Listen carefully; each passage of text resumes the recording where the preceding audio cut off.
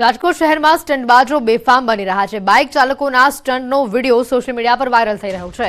ઉમૈદ બાબર નામથી video social media પર viral થયો। જીવના જોખમે બાઇક પર સ્ટંટબાજી કરવામાં આવી। ચાલકે બેફામ બાઇક ચલાવી અને લોકોના જીવને જોખમમાં મૂક્યા। બાઇક રેસિંગ કરતા હોવાનું પણ સામે આવ્યું છે। રફતારના કહેરની વચ્ચે આવા લોકો સામે કાર્યવાહી કરવાની માંગ ઉઠી છે। સ્ટંટબાજો પર કાર્યવાહી ક્યારે થશે તે હાલ જનતા સવાલ કરી રહી છે। આ બેફામપણે સ્ટંટબાજો સ્ટંટ કરી રહ્યા છે અને અન્યના જીવને જોખમમાં મૂકી રહ્યા છે। એક બાદ એક ઘણી આવી તસવીરો પણ સામે આવી રહી છે। જોઈ શકાય છે કે બાઇકને જે રીતે હંકારી રહ્યું છે, બાઇક પર ઉભા રહીને અન્યના જીવને તે જોખમમાં મૂકે છે।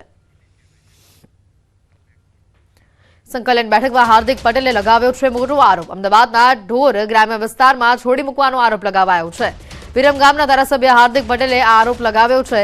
અમદાવાદમાંથી ઢોર પકડીને ગ્રામ્ય વિસ્તારમાં છોડી મૂકવાનો આરોપ લગાવ્યો છે। કેટલીક એજન્સી ગ્રામ્ય વિસ્તારમાં મૂકી જાય છે ઢોર। મિની અર્બન વિસ્તારમાં રખડતા ઢોર વધ્યાનો દાવો કરાયો છે। મિની અર્બનમાં રોડ સાંકડા હોવાથી રખડતા ઢોરના કારણે અકસ્માત પણ સર્જાય છે। ખાસ કરીને માન્ય હાઈકોર્ટના ચુકાદા બાદ અમદાવાદ શહેરમાં રખડતા ઢોરો ઉપર તો નિયંત્રણ આવ્યું છે, પણ ઘણી એજન્સી એવું કામ કરી રહી છે કે રખડતા ઢોરોને ગ્રામ્ય વિસ્તારોમાં છોડી દેવામાં આવતા હોય છે અને એના કારણે નગરપાલિકા જેવા મિની અર્બન વિસ્તારોની અંદર ઢોરો રખડતા ખૂબ જોવા મળે છે અને એક્સિડન્ટના પ્રશ્નો પણ બને છે। એની રજૂઆત આજ વિશેષ માન્ય કલેક્ટરશ્રીની હાજરીમાં કરેલી છે અને જરૂરી સૂચનાઓ કોર્પોરેશનના અધિકારીઓને પણ આપેલી છે, કેમ કે નાના વિસ્તારોની અંદર ઢોર રખડતા હોય અને મિની અર્બન એટલે કે નગરપાલિકા વિસ્તારમાં રોડ પણ સાંકડા હોય, એના કારણે અકસ્માતના બનાવો પણ ખૂબ મોટા પ્રમાણમાં બનતા હોય છે। ખટોદરા પોલીસ દ્વારા ડુપ્લિકેટ સિમેન્ટ પધરાવવાનું કારસ્તાન ઝડપાયું છે। પોલીસે 410 જેટલી બોરી કબજે કરી છે। નામાંકિત કંપનીના નામે ડુપ્લિકેટ સિમેન્ટનું વેચાણ કરવામાં આવતું હતું। સિમેન્ટ વેચાણ કરનાર 2 લોકો વિરુદ્ધ ગુનો દાખલ કરવામાં આવ્યો છે। પોલીસે 1.43 લાખની હલકી કક્ષાના સિમેન્ટનો જથ્થો કબજે કર્યો છે।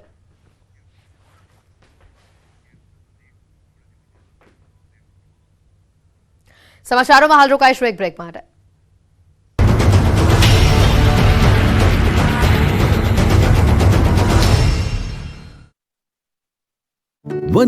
અમદાવાદના વસ્ત્રાલ વિસ્તારમાં તંત્રે મેગા ડિમોલિશન કર્યું। વસ્ત્રાલના મહાદેવનગરમાં 80 ફૂટનો રોડ બનાવવા માટે તંત્રએ તવાઈ બોલાવી। રોડને નડતરરૂપ દબાણો હટાવવા માટે તંત્રની ટીમ જેસીબી લઈને પહોંચી હતી। એએમસીની ટીમે 80 ફૂટ રોડ પહોળા કરવા અને રહેણાંક મકાન પર જમીન દોસ્ત કરાયા। વચ્ચે આવતા દબાણોને જમીન દોસ્ત કરીને રામજી મંદિરથી તક્ષશિલા સુધી 80 ફૂટના રોડનો કરાયો પહોળો। ટીપી રસ્તો પહોળો કરવામાં અનેક સોસાયટીના રહેણાંક મકાન જમીન દોસ્ત થયા। બનાસકાંઠાના પાલનપુર જનસેવા કેન્દ્ર લોકો માટે મુશ્કેલીનું કેન્દ્ર બની ગયું છે। આધાર કાર્ડ કઢાવવા માટે લોકોને નિરાધાર થવાનો વારો આવ્યો છે। કેન્દ્ર પર કોઈ વ્યવસ્થા ન હોવાથી લોકોને મુશ્કેલીનો સામનો કરવો પડી રહ્યો છે। આધાર કાર્ડમાં અપડેટને લઈને દરરોજ લાઈન લાગે છે, તેથી દરરોજ અવ્યવસ્થા સર્જાય છે। લોકોને ધર્મના ધક્કા થાય છે, એટલે હવે કેન્દ્ર પર ટોકન આપવાની શરૂઆત કરી છે। ત્યારે શુક્રવારે સવારે આધાર માટેના ટોકન વિતરણ સમયે રીતસરની પડાપડી થઈ। ટોકન લેવા જાણે લૂંટફાટ થતી હોય તેવા દ્રશ્યો જોવા મળ્યા। કેન્દ્ર પર અવ્યવસ્થા ઊભી થતા હલ્લાબોલ કર્યો। આધાર કાર્ડ કાઢવા આવેલા લોકોએ મચાવ્યો હોબાળો। જનસેવા કેન્દ્રમાં સર્જાયેલી અવ્યવસ્થાને લઈને અરજદારોએ ટોકન લેવા કરી પડાપડી। આધાર કેન્દ્રના 2 ઓપરેટરોને અમદાવાદ સાયબર સેલ તપાસ અર્થે લઈ જતા આધારની કામગીરી અટકી હતી। સ્માર્ટ વીજ મીટરને લઈને ચારે બાજુ બબાલ થઈ રહી છે, ત્યારે સુરતના માંગરોળમાં પણ વીજ સ્માર્ટ મીટરને લઈને હલ્લાબોલ થયો। સુરતના માંગરોળમાં લોકોએ વીજ કંપનીના સ્માર્ટ મીટરનો વિરોધ કર્યો। રહીશોએ વિરોધ સાથે વીજ કંપનીના અધિકારીઓની કામગીરી કરતા અટકાવ્યા। લોકોએ પ્રશ્નનો મારો ચલાવી વીજ કંપનીના અધિકારીઓને રવાના કરી દીધા। સ્માર્ટ મીટરથી લોકોને ગેરફાયદો થાય છે તેવું સ્થાનિકોએ વીજ વિભાગના અધિકારીઓને કહ્યું। ત્યારે સ્થાનિકોના આક્રોશ જોઈ વીજ વિભાગની ટીમ કામગીરી કર્યા વગર જ પાછી ફરવા મજબૂર બની હતી। ગુજરાતભરમાં બાર એસોસિએશનના પ્રમુખ અને હોદ્દેદારો માટેની ચૂંટણી યોજાઈ હતી, જેને લઈને મતદાન સવારે 9 વાગ્યાથી શરૂ થઈ ગયું। સાંજે 4:30 વાગ્યા સુધીમાં ચાલેલા મતદાનને લઈને રાજ્યભરના વકીલોમાં ઉત્સાહ જોવા મળ્યો। રાજ્યભરમાં 270 બાર એસોસિએશનની ચૂંટણીને લઈને ભારે ઉત્સાહ જોવા મળ્યો। સૌરાષ્ટ્રના સૌથી મોટા ગણાતા રાજકોટ બાર એસોસિએશનની ચૂંટણીમાં 3704 મતદારો મતદાન કર્યું। અહીં પ્રમુખ પદ માટે ત્રિપાંખીયો જંગ જામ્યો, તો સુરતમાં પ્રમુખ પદ માટે ઉદય પટેલ અને બ્રિજેશ પટેલ વચ્ચે કટોકટીનો જંગ થયો। સુરતમાં નોંધાયેલા 4978 મતદારોમાં ખાસ્સા ઉત્સાહ જોવા મળ્યો। 4978 6 હોદ્દેદારો અને 11 કારોબારી સભ્યોનું ભાવિ નક્કી કરશે। સુરત ડિસ્ટ્રિક્ટ જજની મનાઈ હોવા છતાં પણ કોર્ટ કેમ્પસમાં બેનરો જોવા મળતા વિવાદ થવાની શક્યતા સેવાઈ રહી છે। કોર્ટ બિલ્ડિંગની ફરતે મુકાયેલા સીસીટીવી કેમેરાને પણ મેન્ટેન કરાયા। તો વડોદરા ખાતે વકીલો વચ્ચે ખરાખરીનો જંગ જામ્યો। 18 બેઠકો પર 43 ઉમેદવારો વચ્ચે કાંટાની ટક્કર જોવા મળી। 3845 મતદારોએ મતદાન કર્યું, તો સાબરકાંઠા જિલ્લા બાર એસોસિએશનના 5 હોદ્દા માટે 12 ઉમેદવાર મેદાને છે। રાજ્યમાં હાલ કડકડતી ઠંડી પડી રહી છે. કાતલ ટાઢના કારણે લોકો ઠૂંઠવાઈ ગયા છે. મોટાભાગના શહેરોમાં ઠંડીનો પારો ગગડીને 12 ડિગ્રીની નીચે પહોંચી ગયો છે. ઠંડીની સાથે બર્ફીલા પવનથી લોકો ફફડી ગયા છે.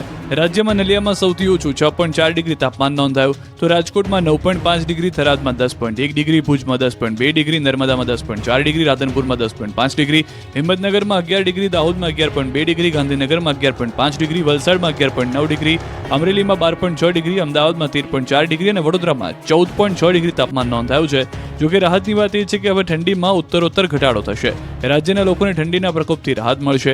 હવામાન વિભાગની આગાહી મુજબ આગામી 5 દિવસ ઠંડીમાં ઘટાડો રહેશે. પવનની દિશા બદલાતા હવે ઠંડી ઘટશે. જોકે સૌરાષ્ટ્ર કચ્છ છૂટવાવા માટે રહેજો તૈયાર. રાજકોટ, પોરબંદર અને કચ્છમાં કોલ્ડ વેવની શક્યતા. સામાન્ય કરતાં 4.5 ડિગ્રી ઘટાડો થતા કોલ્ડ વેવની આગાહી. હાલ ઉત્તરથી ઉત્તર પૂર્વ તરફ પવન ફૂંકાતા આગામી 24 કલાક કોલ્ડ વેવની આગાહી કરી છે. જોકે આગામી 5 દિવસ તાપમાનમાં વધારો થવાની શક્યતા છે. મહેસાણા જિલ્લાના ઊંઝા તાલુકાના ખેડૂતો તીખા તમતમતા મરચાની ખેતીથી બન્યા સમૃદ્ધ. આ વર્ષે લીલા મરચાના સારા ભાવ મળતા ખેડૂતો ખુશખુશાલ જોવા મળ્યા. ગત વર્ષ કરતાં ખેડૂતોને લીલા મરચાના બમણા ભાવ મળી રહ્યા છે. ગત વર્ષે 20 કિલો મરચાના ભાવ 500 થી 550 રૂપિયા હતા, જ્યારે આ વર્ષે 800 થી 1000 રૂપિયા ભાવ માર્કેટમાં બોલાઈ રહ્યા છે. મરચાના સારા ભાવને કારણે ઊંઝાના વિશોળ ગામમાં ખેડૂતોએ 150 વીઘામાં મરચાનું વાવેતર કર્યું. ખેડૂતોએ કહ્યું, અમારા ગામના ખેડૂતો 2 પ્રકારના મરચાનું વાવેતર કરે છે. દેશી અને હાઇબ્રિડ મરચાનું વાવેતર કરવામાં આવે છે, જેમાં હાઇબ્રિડ મરચા તીખા અને વધુ સમય સુધી ટકી રહે છે, જ્યારે દેશી મરચાનો ભાવ શિયાળામાં વધુ જોવા મળે છે. વિશોળના મરચા આજુબાજુ માર્કેટયાર્ડ, સિદ્ધપુર, વિસનગર, મહેસાણા સહિત અન્ય રાજ્યોમાં મોકલવામાં આવે છે. આ વર્ષે વિશોળ ગામના ખેડૂતો વીઘે 4 લાખ રૂપિયા કમાય તેવી આશા વ્યક્ત કરી રહ્યા છે. રાજ્યભરના યાર્ડમાં ગરીબોની ગણાતી કસ્તુરીના ઢગલા થવા લાગ્યા છે. ખાસ કરીને ગોંડલ અને મહુવા યાર્ડમાં દિવસની 3 લાખની ગુણીની ચિક્કાર આવકથી યાર્ડ છલોછલ થઈ ગયું છે. યાર્ડમાં નવી આગ બંધ કરવાની ફરજ પડી છે. સામે બમ્પર આવક થતાં ડુંગળીના ભાવમાં 50% સુધીનો કડાકો આવતા ખેડૂતોની હાલત કફોડી થઈ ગઈ છે. મહુવામાં માર્કેટિંગ યાર્ડની વાત કરીએ તો છેલ્લા 3-4 દિવસથી લાલ ડુંગળીની 2 રેકોર્ડ બ્રેક આવક થઈ છે. એપીએમસીમાં રૂપિયા 3.20 લાખ કટ્ટા ડુંગળીની આવક થઈ છે, જેમાં 2.40 લાખ કટ્ટા લાલ ડુંગળીની આવક, જ્યારે 80,000 કટ્ટા સફેદ ડુંગળીની આવક થઈ છે. આવક વધતા ડુંગળીના ભાવ ઘટ્યા છે.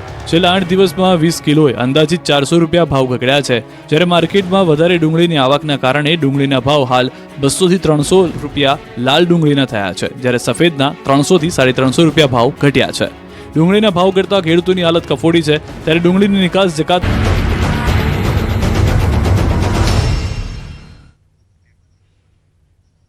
બ્રેક બાદ આપનું સ્વાગત છે. આગળ વાત કરીએ, પાટણથી સમાચાર આવી રહ્યા છે. એચએનજીયુ ખાતે દારૂ મહેફિલ કાંડ મામલે ભૂખ હડતાલ સમયે ધારાસભ્ય કિરીટ પટેલ સહિત તેમના સમર્થકોનું પોલીસ સાથે ઘર્ષણ સામે આવ્યું. અને આ ઘર્ષણ મુદ્દે 2 ડિવિઝન પોલીસ મથકે 14 લોકોની નામજોગ ફરિયાદ નોંધાઈ, જેમાં અગાઉ 10 થી વધુ એનએસયુઆઈ અને કોંગ્રેસ કાર્યકરોના જામીન મંજૂર થયા હતા. જોકે ધારાસભ્ય કિરીટ પટેલ